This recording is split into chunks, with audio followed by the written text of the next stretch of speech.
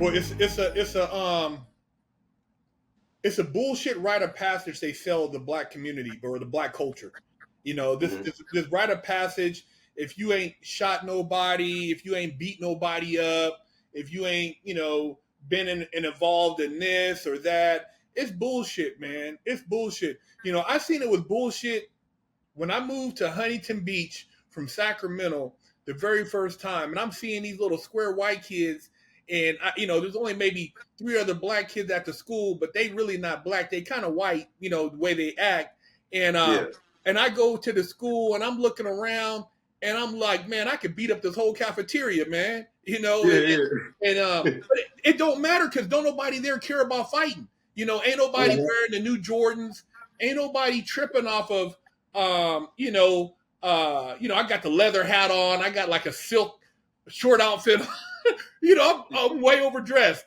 Right, right. I'm way overdressed, man. I get rid of all that shit after a while, but I'm like, I'm tripping out because I go to these kids' house. One kid, they live in the harbor. They got a boat in the backyard, hot tub, and they got the big the steel the what do you call it, the steel refrigerators, and I'm like, Double damn, man, door. it's a whole nother. And then they like really cool, like, hey, Mark, man, you want a steak, man? You want to drink some wine? I'm like, no, man, leave that. I'm like, but Right. it's a different type of environment. So we've been sold some bullshit. These kids are growing up being able to be kids still, and then they talking about like going to college or getting or taking over their family business. Family got a restaurant, or they got a welding business, or a air conditioning business, or they're getting groomed to take over some shit. We getting Right. groomed to Already. go. I mean, we don't even have no grooming. We're not even. We're just existing. You know what I Right. mean? So Right. it's good to see you out there, man, living a life now, having come from where you're at, where you've been to where you're at. And like I said, I go there I used to go there. I go there all the time for car week, and I'm like, bro, when I'm out there, it's like the money, just the vibe, the people, and Yeah. Yeah. you look at life, you're like, life could be totally different. People think, oh man, it ain't gotta be like that.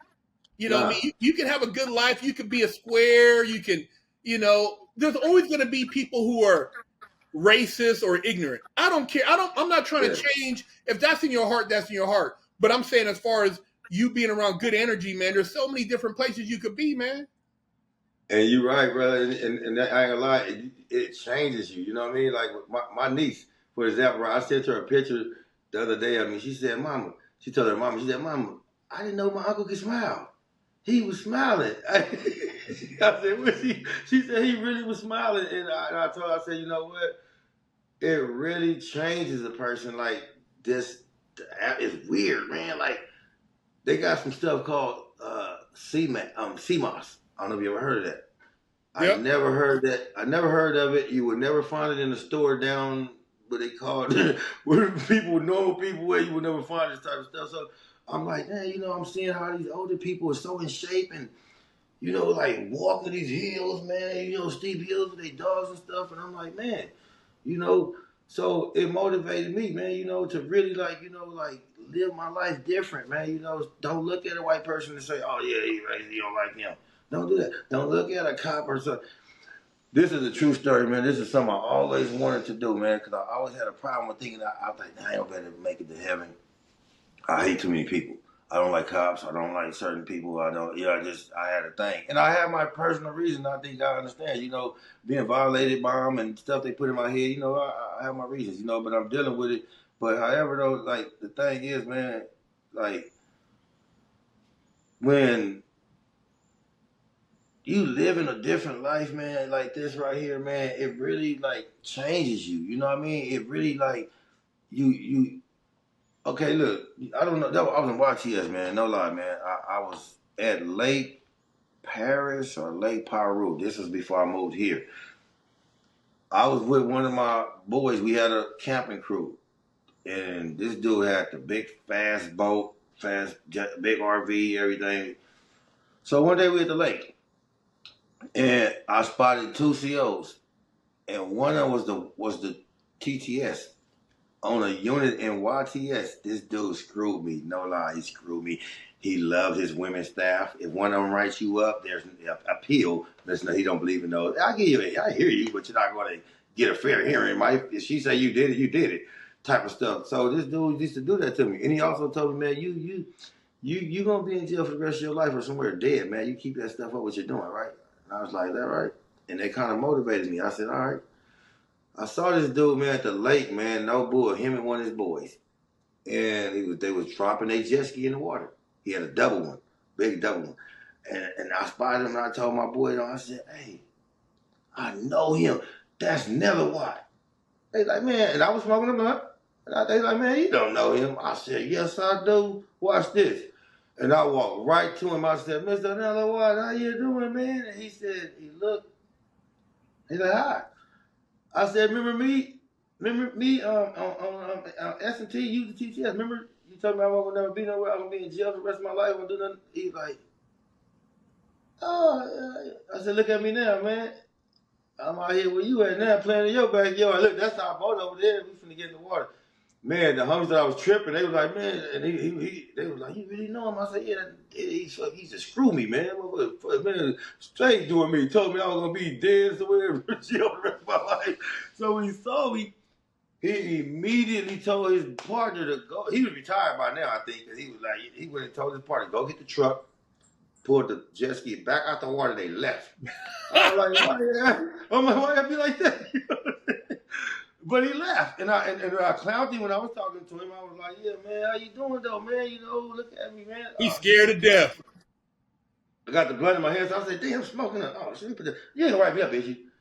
I clowned him now. I said, "You ain't gonna write me up for smoking." You know what I'm saying? I'm free now. Shit. Hey, he was like, "What the hell?" He was spooked, man. He knew. He was like, "Man," but I like letting him see, man. You know, people is, you know, man, you can't do everybody like that, man. You know. Like you never know who going where or you know who you going, you know what I mean. So I kind of liked that, man. You know, and it was like, and I talked to a staff like I mean, I let them know, man, I'm not just your average Joe. You know, I didn't touch money. I live normal lives. You know what I'm saying? I just ran into some problems in life. You know, and some of them they understand. They'll talk to you. Some of them will teach you like shit. Man, get right, man. You know, you ain't one of us. I don't have no words for you. You know what I mean? But oh man.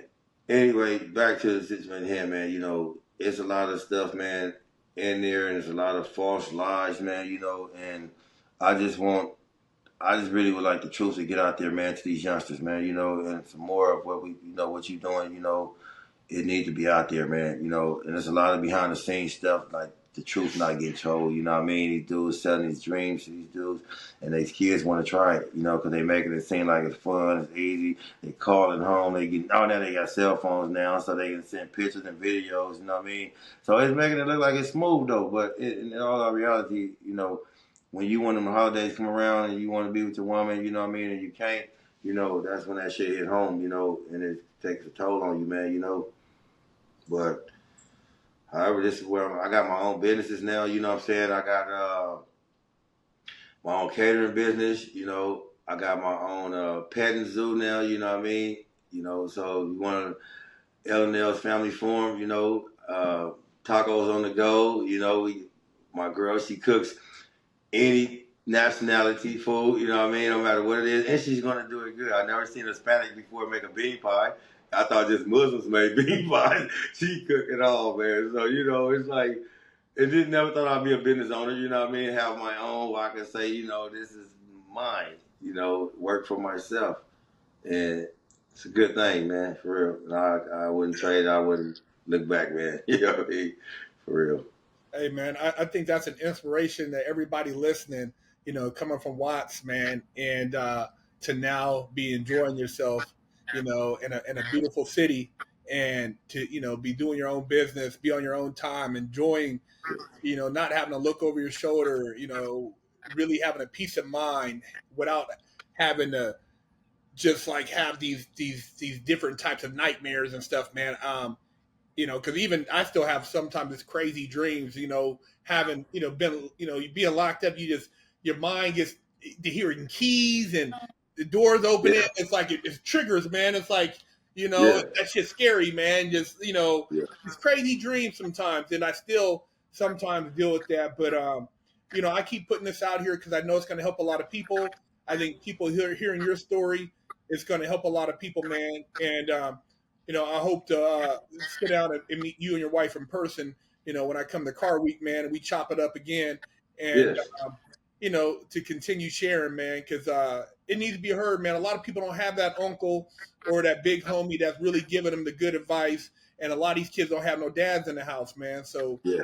Yes. they running wild, man. Yes.